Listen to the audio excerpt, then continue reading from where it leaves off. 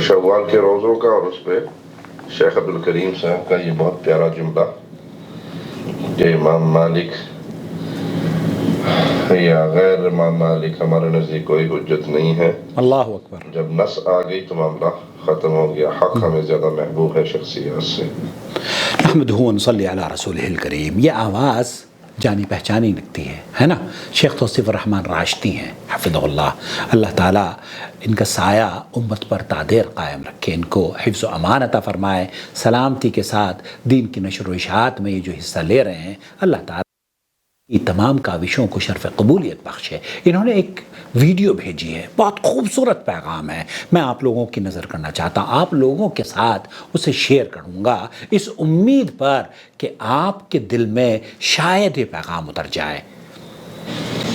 الحدیث يدل على، یہ شرح بلوغ المرام ہے، کتاب الصیام، شیخ عبدالکریم الخدیر اس حدیث کی شرح بیان کر رہے ہیں۔ باب صيام الست، شوال کے 6 روزوں کی فضیلت یا شوال کے 6 روزوں پر گفتگو کی جا رہی ہے۔ شوال هو حديث صحيح صريح، یہ صحیح حدیث ہے، صحیح مسلم کی حدیث ہے، لیکن اس حدیث کے باوجود امام مسلم کی اس صحیح حدیث کے باوجود امام مالک رحمۃ اللہ علیہ ہیں اور امام ابو حنیفہ رحمۃ اللہ علیہ بھی صحیح حدیث ہونے کے باوجود شوال کے 6 روزوں کے قائلین میں سے نہیں ہیں۔ وہ یہ کہتے ہیں کہ نہیں، امام ابو حنیفہ اور امام مالک رحمۃ اللہ علیہ دونوں کے یہاں شوال کے 6 روزے نہیں ہیں۔ سنتے ہیں شیخ عبدالکریم الخدیر کو۔ قال به الجمهور، جمہور اہل علم کا یہی موقف ہے کہ شوال کے 6 روزے مسنون عمل ہے۔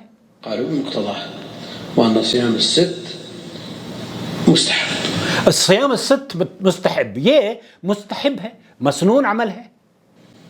وقال الإمام مالك صيام الست ليس بمشروع، اور امام مالک رحمۃ اللہ علیہ یہ کہا کرتے تھے کہ لیس بمشروع، یہ ثابت نہیں ہے، یہ سنت نہیں ہے۔ لأنه نص في موطئه أنه لم يرى أحدا من أهل العلم، موطأ امام مالک میں انہوں نے یہ کہتے ہیں کہ ہم نے مدینہ منورہ میں کسی کو شوال کے روزے رکھتے ہوئے نہیں دیکھا۔ يصومها، وما دام العمل على خلافها عند أهل المدينة فلا تشرع۔ تو یہ کہتے ہیں کہ جب کہ اہل مدینہ اس کے برعکس عمل کرتے ہیں تو یہ بات جائز نہیں ہے۔ والعمل عندهم حجة، العمل عندهم حجہ، بہت سے اہل علم کے یہاں یہ ہوتا ہے کہ مکہ میں ایسے ہوتا ہے، مدینہ میں ایسے ہوتا ہے، یہی حجت ہے۔ کیا یہ حجت ہے؟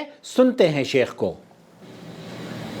لكن إذا ثبت النص، لیکن اذا ثبت، اگر کوئی صحیح حدیث سند کے طور پر ہمارے پاس ملتی ہے، لا كلام لأحد، لا مالك ولا غير مالك، اللہ اکبر، امام مالک ہوں یا غیر امام مالک ہوں، ان کی بات کی کوئی حیثیت نہیں ہے سند اور احادیث صحیحہ کے ہوتے ہوئے۔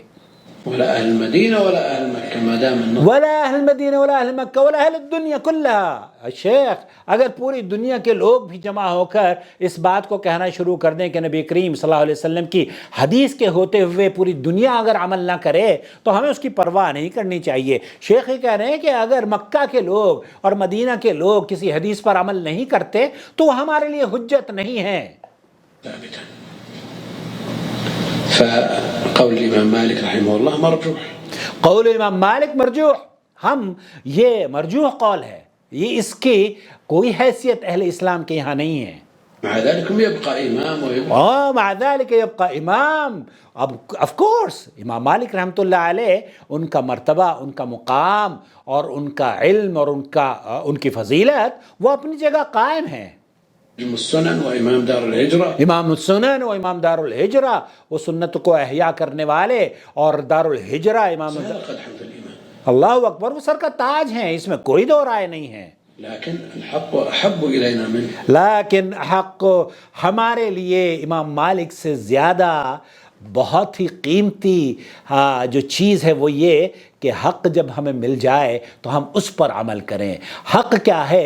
قرآن و سنت ہے۔ جی ہاں دوستو، بھائیوں اور بہنوں، اس مختصر سی ویڈیو میں شیخ توصیف الرحمن راشدی کا وہ پیغام کہ اس میں امت کے لیے نصیحت ہے۔ جی ہاں، اس میں آپ کے لیے، میرے لیے نصیحت ہے۔ کہنے والا مہما کانت، عمل نہ کرنے والا مکہ کا ہو یا مدینے کا ہو، یا عمل کرنے والا کوئی ایک آدمی اگر بدعت کو فروغ دے رہا ہے اور مدینے میں اور مکہ میں رہتا ہے اور نبی کریم صلی اللہ علیہ وسلم کی حدیث نہیں ہے اس کے سپورٹ میں، تو ہم اسے قبول نہیں کریں گے۔ لیکن ایک آدمی مدینہ اور مکہ میں رہتا ہے، یا پورے مکہ والے اور مدینہ والے ست من شوال کے 6 روزے نہیں رکھتے، تو وہ ہمارے لیے حجت نہیں ہے۔ حجت یہ ہے کہ نبی کریم صلی اللہ علیہ وسلم کی صحیح مسلم کی روایت ہے، اللہ کے رسول صلی اللہ علیہ وسلم نے فرمایا ہے کہ جو رمضان کے 6 روزے رکھتا ہے اور پھر اس کے بعد رمضان کے روزے رکھنے کے بعد شوال کے 6 روزے رکھتا ہے کہ صام الدہر کلو، پھر اس نے گویا کہ